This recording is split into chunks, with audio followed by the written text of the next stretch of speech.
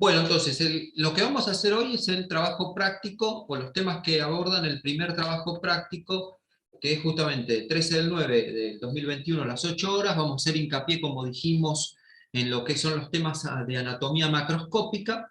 Son temas que, recuerden que anatomía macroscópica de aparato digestivo supracolónico lo vamos a ver en dos partes, lo vemos en este trabajo práctico 12 y el próximo, ¿está bien?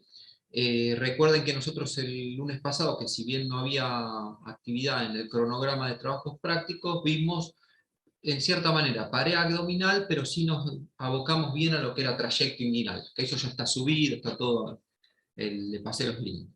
Pero antes de arrancar con anatomía macroscópica, quiero que tengan en cuenta, que yo ya lo mencioné en algún momento, pero hoy vamos a hacer hincapié. ¿Cómo vamos a estudiar básicamente lo que es justamente la anatomía macroscópica? Dejé de compartir pantalla un segundo. Ustedes tienen que tener en cuenta de que el tubo digestivo, como la palabra lo dice, desde el punto de vista microscópico estoy hablando, histología, para que vean cómo se aborda, cómo se estudia tubo digestivo. ¿Bien?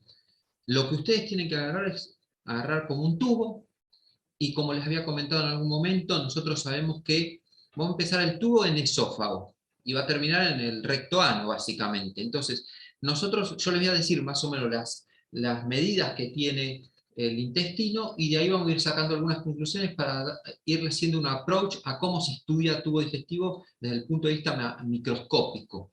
Entonces, si es un tubo, y el tubo está constituido por el esófago, que tiene más o menos, vamos a redondear, 30 centímetros, no es exactamente 30, son 27, pero más o menos para tener una idea, 30 centímetros de lo que sería el esófago. Después tenemos el estómago, que puede medir unos 20, 25 centímetros, cuando mucho en el largo, si le tomamos la medida en el largo. Nadie le va a preguntar estas medidas. La del esófago puede ser, pero la de lo que es el estómago no, pero para que ustedes tengan una idea. Después empieza el intestino delgado, que tiene 3 porciones, el duodeno, yeyuno e ilion. ¿Está bien? Todo eso más o menos tiene 7 metros. Y después el colon, ¿está bien? Que tiene sus distintas porciones, tiene su porción ascendente, su transversa, su descendente, su sigma y su recto. Todo eso, el colon que nosotros decimos y recto, más o menos está midiendo 1,5 metros. El recto más o menos 15 centímetros. O sea, si nosotros nos ponemos a pensar, ¿cuál es la porción del tubo digestivo que es más extensa? El intestino delgado. Entonces, si yo les preguntaría, y a esto voy yo, si yo les preguntaría cómo es la histología del tubo digestivo en general, ustedes van a decir que la estructura va a ser de un órgano hueco, que se va a describir de la luz a la periferia, y que va a tener 4 capas. Va a tener una capa mucosa, submucosa, muscular y serosa. ¿Está bien? Con todo el detalle que después hablan con Efraín, pero yo quiero que les queden esquemas en la mente para poder estudiar. Y después implementan todo lo que les dice Efraín. Entonces, si el tubo digestivo, la mayor extensión, está en el intestino, entonces yo si te pregunto, ¿cuál es el epitelio del intestino? Bueno, si tenemos que hablar genéricamente, vamos a decir que tiene una submucosa, donde tiene un epitelio, bien, y una lámina propia, que el epitelio está constituido por un epitelio del tipo cilíndrico, ciliado, cancelas caliciformes. En cuanto a lo que sería la submucosa, el tejido conectivo, con las características que les diga Efraín y que hayan leído ustedes. Yo, para no hacerlo tan extenso, yo estoy dando una estructura general. Después tenemos lo que sería la muscular, que justamente, ahora vamos a hablar de los detalles, pero si yo estoy hablando de que la mayor extensión está en el intestino delgado, digo que tiene una muscular lisa, y que esa muscular lisa se concentra o se dispone de dos formas, circular interna y longitudinal externa. Bien, y después, ¿cuál sería la capa más externa? La serosa. ¿Estamos de acuerdo? Bien, teniendo en claro eso, y después ustedes saben, tienen que estudiar bien las características de cada una de las capas, el otro paso para estudiar, sé cómo es la estructura, que es un tubo. Sé que al ser tubular se describe de la luz a la periferia, o sea, del centro a la periferia, hacia afuera. Así se describe un órgano tubular. Un órgano macizo se describe de la periferia hacia el centro. Como ustedes saben, todos nosotros sabemos tanto anatomía como histología, que nos nos dediquemos a algo en particular para poder distribuir las tareas es otro tema. ¿Está bien? O sea, nosotros sabemos tanto de anatomía radiológica, anatomía macroscópica, como de histológica. Entonces, no nos metemos quizás en el campo del otro porque lo está abordando el otro. ¿Está bien? Entonces, sigamos con el concepto. Ahora ya sé cuál es la estructura. Como es un órgano tubular, que el tubo digestivo la mayor longitud, y por eso voy a decir que caracteriza al tubo digestivo, el epitelio que les mencioné, con la distribución del músculo liso, y con la serosa y demás, todo lo que dijimos. Pero ahora tienen que agarrar e imaginarse cada sector. ¿Cuál es la diferencia que encontramos en cada uno de los sectores? O sea que ya sé la generalidad, listo, yo puedo decir que eso fuera mi generalidad. Ahora vamos al esófago. Bueno, el esófago tiene el epitelio. ¿Es un epitelio cilíndrico ciliado con células caliciformes? No. ¿Está bien? Es un epitelio del tipo plano, estratificado. En cuanto a lo que sería la muscular, ¿cómo es la muscular en el esófago? Bueno, el esófago tiene un tercio superior, que es el músculo estriado, un tercio inferior, que es el músculo liso, con la disposición que dijimos recién, circular interna, longitudinal externa, y en el tercio medio es una transición entre el epitelio, entre lo que es el músculo estriado y el músculo liso. ¿Estamos de acuerdo? Ahora, en cuanto a la capa más externa, ¿es una serosa? No, en realidad es así, que todo lo que esté pasando por el mediastino, todo lo que sería cuello, tórax, y hasta antes de pasar por el diafragma, decimos que tiene una adventicia. Mientras que los 2 centímetros que se aproxima ya a lo que sería el abdomen, está recubierto por peritoneo, o sea que está recubierto esa última capa, la capa más externa, es del tipo serosa. ¿Estamos de acuerdo? Después, si nos vamos más abajo, analicemos ahora, ya analizamos las diferencias que tiene, silenciamos los micrófonos si no tienen dudas. Entonces, si nos vamos al órgano que le sigue al esófago, sería el estómago. Entonces, ahí tenemos que hablar de cómo está dispuesta la mucosa, está bien que forma cripta, que forma los pliegues, etcétera, etcétera, todo lo que ustedes van a ver o han visto con el doctor Efraín. Y en cuanto a la gran diferencia que tenemos es justamente la muscular. En vez de tener una circular interna, longitudinal externa, se le agrega, no en todo el estómago, en una porción se le agrega una oblicua, que la gente que hizo fisiología ya sabe por qué se le agrega, la naturaleza le agregó una capa, es para hacer un movimiento específico que es justamente de batido que se le hace al alimento para hacer la digestión. ¿Está bien? Porque acuérdense que las capas circulares hacen una contracción, mientras que las longitudinales colaboran a hacer un movimiento de traslación del alimento hacia distal, diríamos. Y mientras que justamente las capas oblicuas, que están en una distribución específica del estómago, y solamente en el estómago, agregarle esa capa muscular, permiten hacer el batido, o sea, colaboran en la digestión, no solamente en la traslación del alimento. Bien, indudablemente que todo lo que es la capa más externa del estómago va a ser una serosa, como va a ser en el intestino, en el duodeno, como va a ser yeyuno, perdón, como va a ser en el duodeno, yeyuno, en el ilion y en el colon. Toda la capa más externa va a ser de serosa. Bien, y además, lo que tienen que tener claro que en el recto, la última porción, tiene en vez de serosa adventicia. ¿Estamos de acuerdo? Entonces ya ahí podemos ir categorizando cada cosa. Después del estómago, después de saber las características que tiene cada una de esas capas, pasamos al duodeno. Y ahí empezamos a describir, van a ver que hay cosas nuevas en la mucosa, o sea, en la mucosa, en el epitelio, cómo es el epitelio. Ya ahí empezamos a tener un epitelio del tipo cilíndrico, ¿estamos de acuerdo? Hay unas células que están en la submucosa, que caracterizan, justamente nos permiten hacer diagnóstico diferencial en el duodeno. Después, cuando pasamos al yeyuno ilion, vamos a ver que la relación criptovellositaria se va a ir incrementando, porque favorece la absorción en las últimas porciones del intestino. Vamos a ver que la cantidad de células caliciformes se van incrementando, y cuando ya pasemos a lo que sería el colon, van a ver que las células caliciformes se incrementan mucho más. O sea, seguimos con el epitelio cilíndrico ciliado con células caliciformes, y que dependiendo cómo es el epitelio, las características de esa capa epitelial, o sea, de la mucosa, Bien, acuérdense que la mucosa es el epitelio más lo que es la lámina propia. Entonces, dependiendo de eso es la función que va a cumplir cada uno de los sectores del intestino. Bien, después, en cuanto a la capa muscular, bueno, la capa muscular del duodeno, yeyuno, ilion, más o menos se dispone de la misma manera que dijimos, la generalidad, circular externa, longitudinal,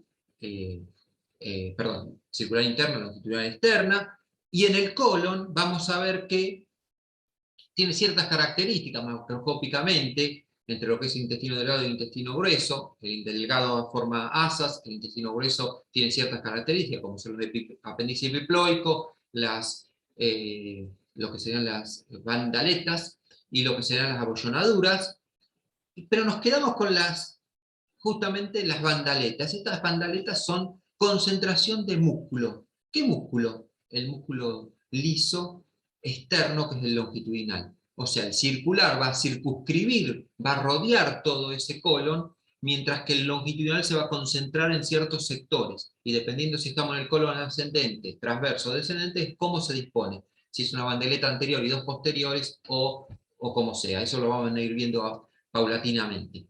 Pero a lo que iba justamente la parte microscópica del colon. En esa capa muscular estamos viendo que la longitudinal externa se concentra y forma las justamente tenias o bandaletas.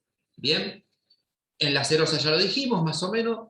La idea entonces es tener primero una aproximación de cómo es la generalidad.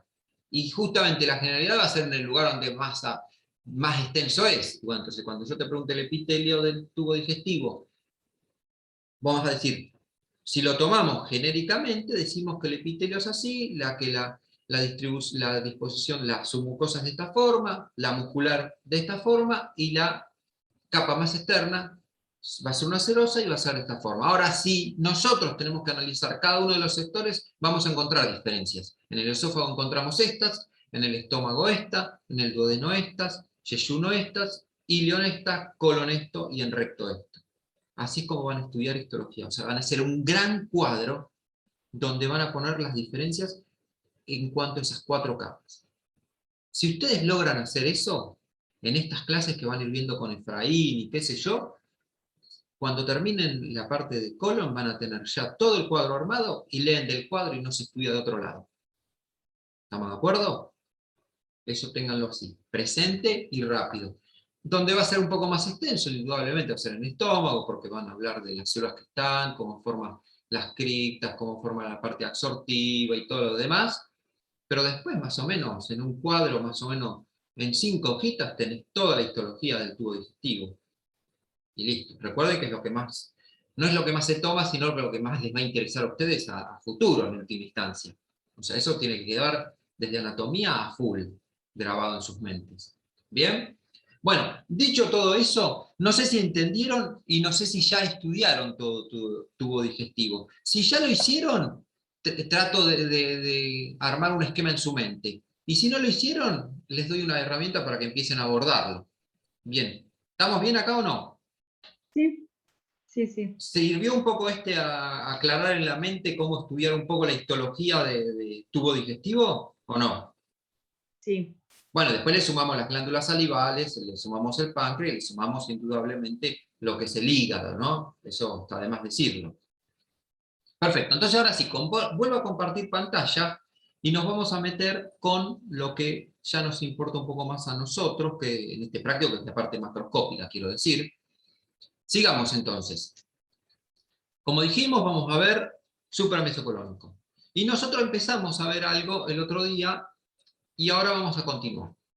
Entonces, vamos a hacer una guía de lectura y después vamos a... El gran tema de hoy es la vascularización supramesocolónica. Y eso es lo que más me importa que les quede grabado. Pero vamos a ir diciendo que, por ejemplo, nos piden en lo que es los objetivos el vaso, que lo describa, las características del vaso, mencionar y señalar las relaciones del vaso, mencionar las funciones del vaso. Esto lo vamos a ir haciendo de a poquito. ¿Estamos de acuerdo?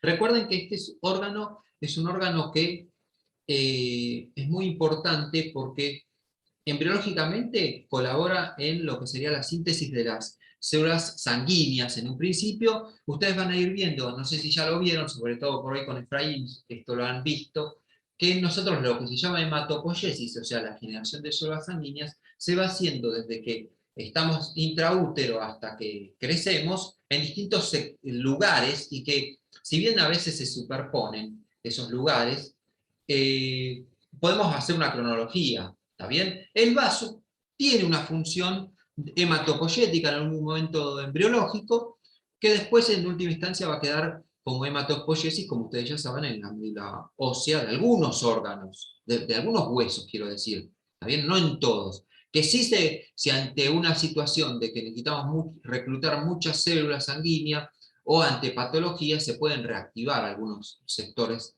donde se generan las células sanguíneas. Estoy refiriéndome, por ejemplo, nosotros sabemos que la médula ósea, que es la médula hematopoyéticamente activa, mientras que la médula ósea amarilla está rica en lo que son células lipídicas, adipocitos, esta puede ser transformada a roja ante una gran demanda de células, o bien en una anemia, o bien en una patología donde, llamada leucemia, por ejemplo, donde no necesita, sino la patología hace que se transforme otra vez y se generen muchos glóbulos blancos, por ejemplo.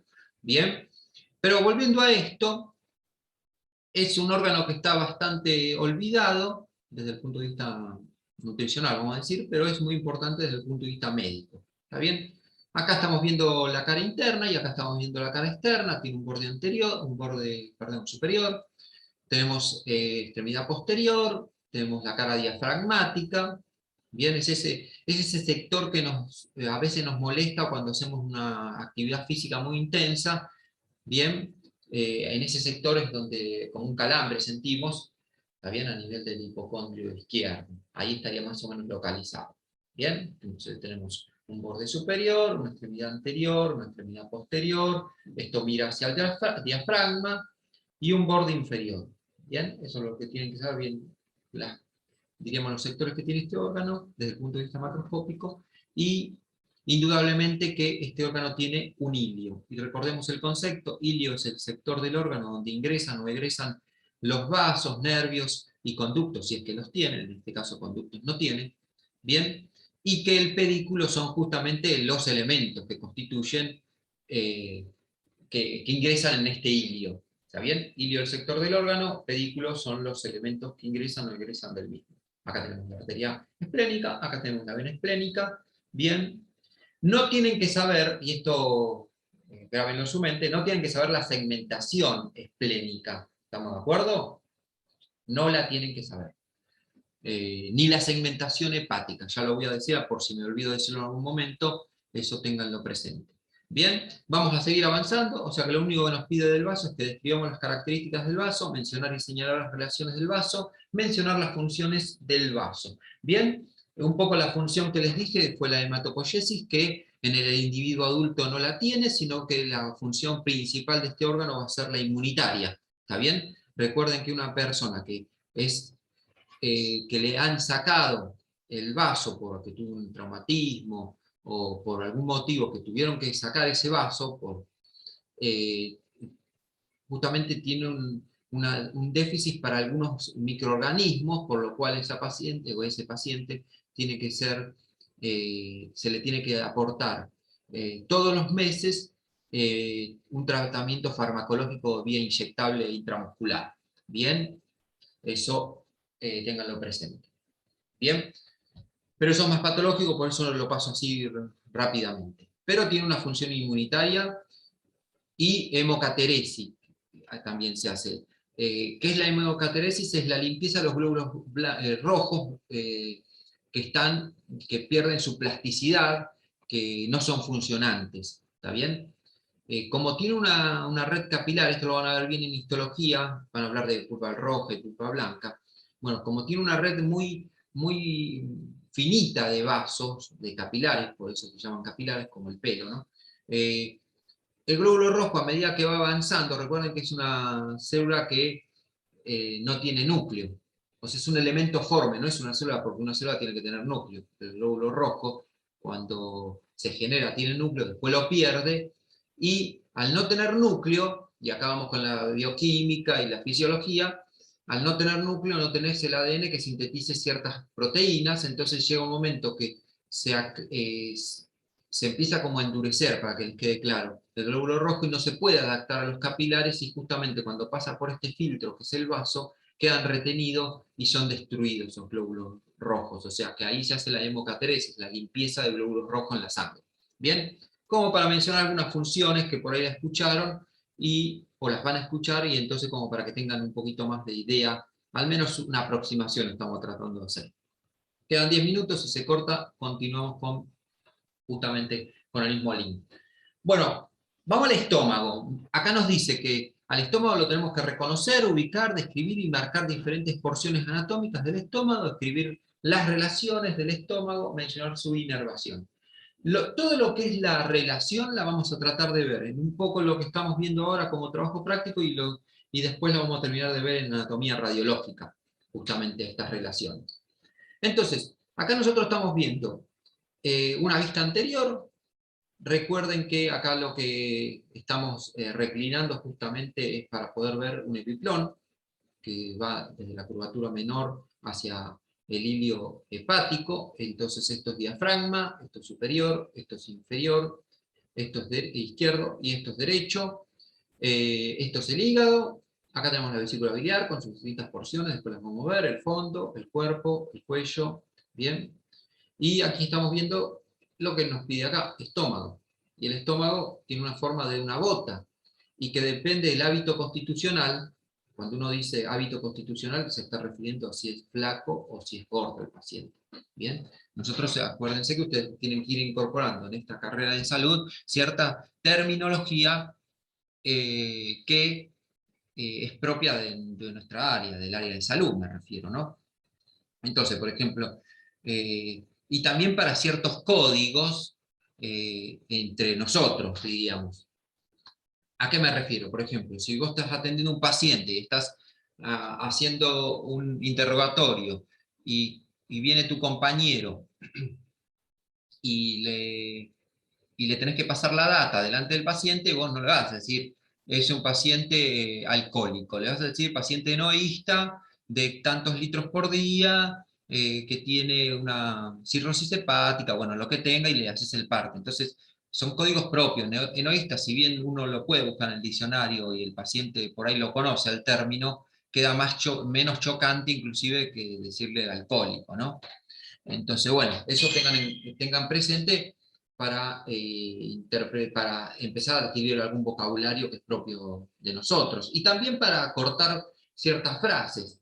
Me viene a la mente, por ejemplo, un paciente asténico. Asténico significa muchas cosas, es un párrafo decir que un paciente está asténico. Entonces, en la jerga nuestra, decir que está asténico sabemos que es cansado, débil, decaimiento. Entonces todo eso no le decís a tu compañero, le decís estás asténico de 7 días o lo que sea. Entonces como que son vocablos que dicen muchas cosas.